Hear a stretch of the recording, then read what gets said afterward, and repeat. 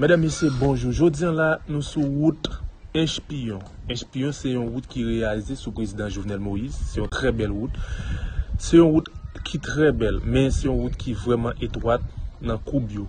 Nous allons regarder ensemble comment la route là est. En même temps, nous allons vivre comment la route Saint-Raphaël d'Ondoyer. C'est une route qui est en mauvais état, à moment la pluie est impraticable. J'en ai regardé là, nous c'est une route qui est chargée de l'eau, tout ça. Ce qui importe, c'est la pluie, c'est une route qui est impraticable.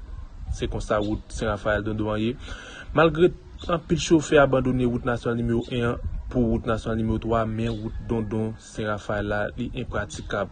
Moment la pluie, c'est impraticable, mesdames, messieurs. Nous allons essayer de regarder quelques images sur route Dondon, mesdames, messieurs.